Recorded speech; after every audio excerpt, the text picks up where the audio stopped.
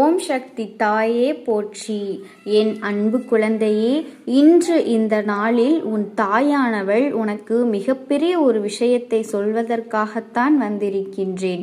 என் தங்க குழந்தையே, உனக்கு மங்களகரமான ஒரு செய்தியாகத்தான் இருக்க போகின்றது. இந்த அம்மா சொன்னதை நீ சரியாக செய்து முடித்து விட்டால் நாளை உனக்கு 4 பேரிடத்திலிருந்து மிக முக்கியமான உதவி கிடைக்கப் போகின்றது. என் தங்க குழந்தையே, இதை நீ கவனமாக கேட்க வேண்டும். எதிர்காலத்தை எப்படி நாம் வடிவமைக்க வேண்டும் என்று என் குழந்தை நீ தெரிந்து கொள்ள வேண்டும். என் அன்பு குழந்தையே, இந்த தாயானவளிடத்திலிருந்து அன்பினை அவ்வளவு எளிதில் யாராலும் பெற்றுவிட முடியாது.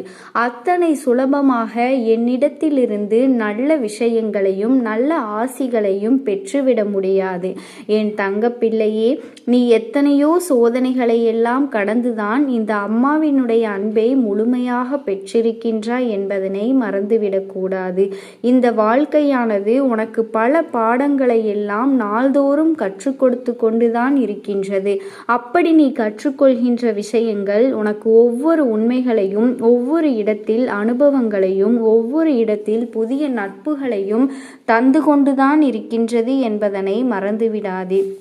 என் தங்கமே, நீ நினைக்கலாம், அம்மா இவ்வளவு விஷயங்கள் தெரிந்திருந்தும் ஏன் எனக்கு உடனடியாக உதவிகளை செய்யவில்லை நீங்கள் என்று நினைத்திருந்தால் ஒரு நொடியில் என்னுடைய வாழ்க்கையை நீ மாற்றி காட்டி இருக்கலாமே அல்லவா?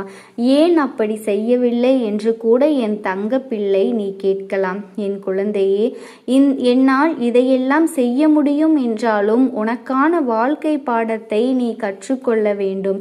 இப்பொழுது வரையுமே உன் வாழ்க்கையில் எது நல்லது, எது கெட்டது, யார் நல்லவர்கள், யார் கெட்டவர்கள் என்பதையெல்லாம் உன்னால் அறிந்து கொள்ள முடிவதில்லை.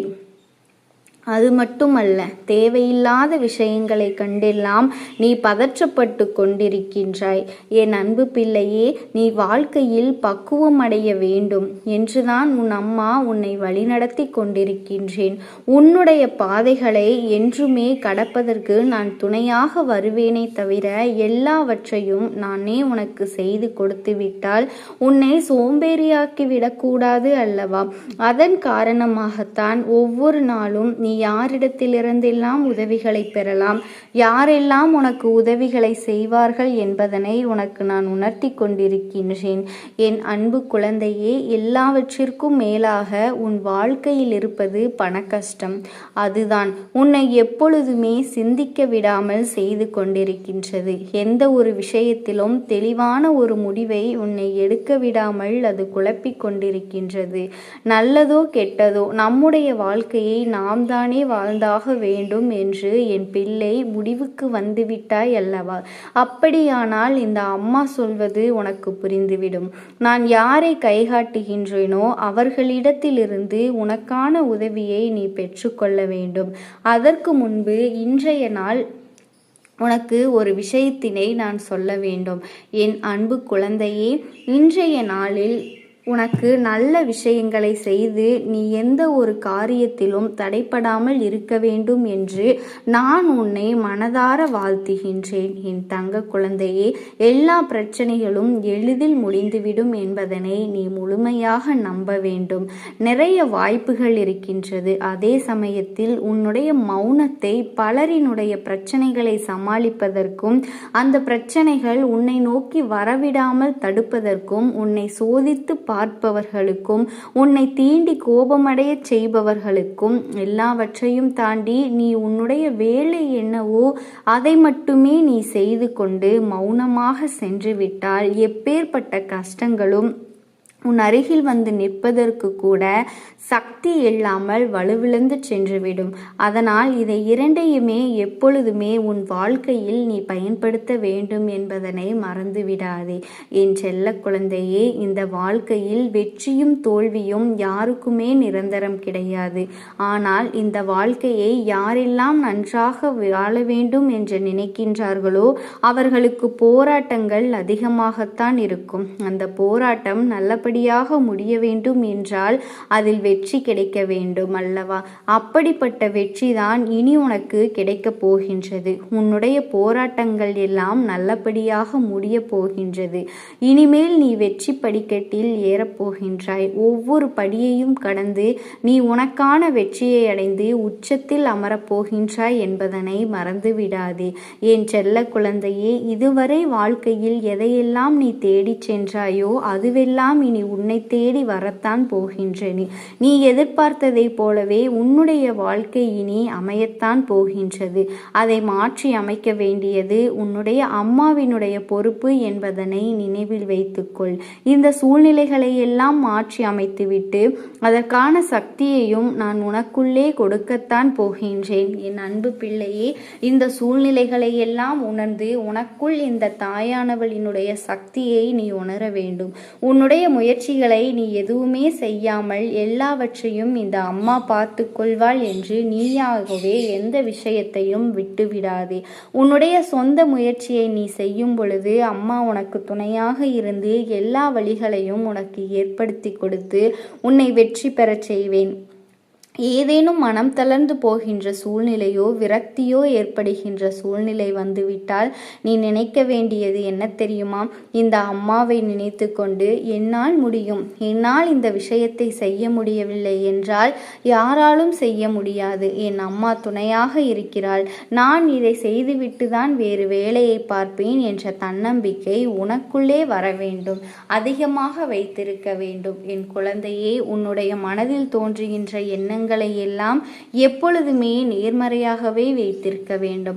அது மட்டுமல்ல, எப்பொழுதெல்லாம் நீயாக உனக்குள் பேசிக்கொள்கின்றாயோ அப்பொழுதெல்லாம் உன்னுடைய வாயிலிருந்து வருகின்ற வார்த்தைகள் எல்லாம் என்னால் முடியும், நான் தான் இதை சிறப்பாக செய்வேன், என்னை விட யாராலும் இந்த வேலையை இத்தனை சிறப்பாக செய்ய முடியாது என்ற நம்பிக்கையை உனக்குள் நீ அதிகமாக வைத்திருக்க வேண்டும். உன்னுடைய எண்ணங்களை நேர்மறையாக மிக ஆழமாக நீ சிந்திக்க தொடங்கிவிட்டால் உன்னுடைய வாழ்க்கை மிக அழகான பூந்தோட்டம் போல மாறிவிடும். உன்னை சுற்றி இருப்பவர்கள் எல்லோருமே உனக்கு நன்மைகளை மட்டுமே செய்வார்கள். தவறுகள் துரோகங்கள் செய்வதற்கோ நினைக்க மாட்டார்கள். அவர்கள் மனதில் அப்படி எதுவும் தவறான எண்ணங்கள் இருந்தாலும் அவர்கள் எல்லாம் உன்னை விட்டு விலகி ஓடிவிடுவார்கள். என் அன்பு குழந்தையே, உன் வாழ்க்கையில் எல்லா செல்வ வளங்களும் எல்லா நன்மைகளும் உனக்கு கிடைக்கும்படி நீ ஆசைப்பட்ட எல்லா விஷயத்தையும் நான் உனக்கு செய்து கொடுக்க போகின்றேன். எல்லாமே உன்னுடைய நன்மைக்காகத்தான் அமைய போகின்றது. எல்லோருக்கும் அவர்கள் நினைத்தது போல அவர்கள் ஆசைப்பட்ட வாழ்க்கை அமைந்து விடாது. அதே நேரத்தில் நீ இந்த தாயானவளை நம்பிக்கொண்டு தொடர்ந்து நீ முயற்சி செய்து கொண்டு வருவதால் நீ எதிர்பார்த்ததை விட அழகான சிறப்பான வாழ்க்கையை நான் அமைத்து கொடுக்கத்தான் போகின்றேன். யார் என்ன நினைத்தாலும் பரவாயில்லை என்று யாரையுமே நீ ஏமாற்றாமல் உண்மையாகவும் நேர்மையாகவும் உன்னுடைய மனசாட்சிப்படி நீ வாழ்ந்தாலே போதும். உன்னிடத்தில் தெரிந்தே தவறுகள் செய்பவர்களையும் துரோகங்கள் செய்பவர்களையும் மீண்டும் மீண்டும் நம்பும் அளவிற்கு நீ ஒருபொழுதும் முட்டாள்தனமாக இருந்து விடாதே.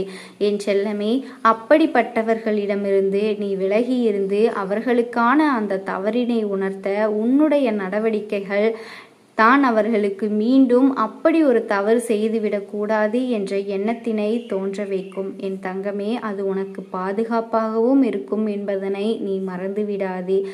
எதிரியாக இருந்தாலும் சரி அல்லது உன்னை அலட்சியம் செய்பவர்களாக இருந்தாலும் சரி, குடும்ப உறவுகளாக இருந்தாலும் சரி, அவர்களுக்கு எப்பொழுதுமே நீ மௌனத்தை மட்டுமே பதிலாகவும் பரிசாகவும் கொடு. விரைவில் உன் வாழ்க்கை மாறுமல்லவா? அப்பொழுது எல்லாவற்றையும் அவர்களாகவே உணர்ந்து கொள்வார்கள். எப்பொழுதுமே நீ மற்றவர்களிடத்தில் நன்றி உணர்வோடு இருந்து கொண்டால் அதுவே உனக்கு நன்மைகளையும் எல்லா செல்வங்களையும் கொண்டு வந்து கொடுக்கும். இந்த வாக்கின் மூலமாக உனக்கு நான் சொல்லிக் கொள்கின்றேன். என்னுடைய பிள்ளைக்கு ஒவ்வொரு தடவையும் நான் சொல்லிக் கொண்டிருப்பது இதைத்தான். எப்பொழுதுமே இதனை நீ நினைவில் வைத்து கொள்ள வேண்டும். என் தங்க குழந்தையே, உனக்காகவும் உன்னுடைய நன்மைக்காகவும் உன்னுடைய கண்ணீருக்காகவும் உன்னுடைய கஷ்டத்திற்காகவும் உன்னுடன் இருக்கக்கூடிய உறவுகள் யாரும் உதவ வரவில்லை என்றாலும் இந்த தாயானவள் நான் உனக்கு இருக்கின்றேன். நீ என்னை முழுமையாக நம்பு. உனக்காக நான் வருவேன் என்பதனை எனக்காக நீ ஒரே ஒரு விஷயத்தை மட்டும் இந்த தாயானவள் சொல்வது போல எப்பொழுதும் என்னை நம்பினால் மட்டும் போதும். என்றென்றுமே உனக்கு துணையாக, உனக்கு நிழலாக உன்னோடு நான் வந்து கொண்டே இருப்பேன் என்பதனை ஒரு நாளும் நீ மறந்துவிடக் கூடாது. ஓம் சக்தி தாயே போற்றி போற்றி. ஓம் சக்தி தாயே போற்றி. என் அன்பு குழந்தையே, நாளைய விடியலில் வேண்டுமென்றே ஒருவர் உன்மீது வீண் பழி சுமத்தி உன்னை அவமானப்படுத்த வேண்டும் என்று திட்டம் தீட்டி பேசிக் கொண்டிருக்கின்றார்கள். என் தங்கமே, நீ அதிக கவனத்தோடு இருக்க வேண்டும். என் குழந்தையே, அதிக கவனத்தோடு இருக்க வேண்டிய நேரம் இது. இந்த அம்மா சொல்வதை கேட்டு இவர்களிடத்தில் எல்லாம் நிச்சயமாக நீ கவனமாக இருந்து விட்டாய் என்றால் உனக்கு ஏற்படக்கூடிய மிகப்பெரிய ஆபத்திலிருந்து நிச்சயமாக உன்னை பாதுகாத்து கொள்வாய்.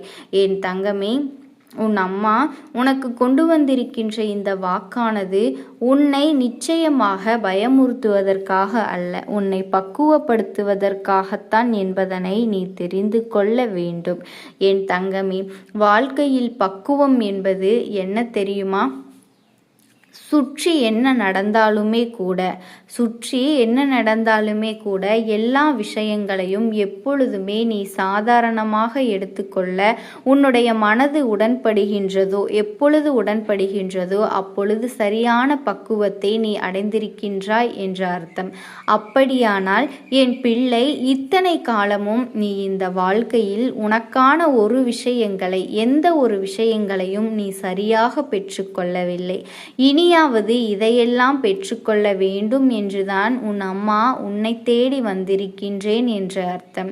என் தங்கமே, அம்மா சொல்கின்ற விஷயங்களை நீ சரியாக புரிந்து கொள்ள வேண்டும். நீ புரிந்து கொள்கின்ற விதத்தில்தான் உன் வாழ்க்கையில் நடப்பது எல்லாம் எதற்கானது என்பதனை உன்னால் புரிந்து கொள்ள முடியும். என் தங்க குழந்தையே, நம்பிக்கையோடு கேட்பவர்களுக்கு அம்மா கொண்டு வந்த செய்தி என்னவென்று தெரியும்.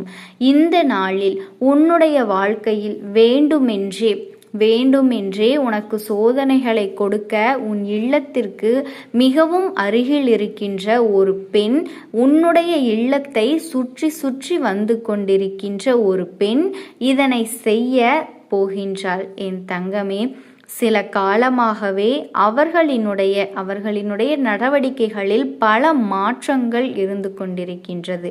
அவர்கள் தான் செய்வது தவறா இல்லையா என்று கூட யோசிப்பது கிடையாது. அவர்களினுடைய செயல் மற்றவர்களுக்கு வேதனையை கொடுக்குமோ என்று கூட சிந்திப்பது கிடையாது.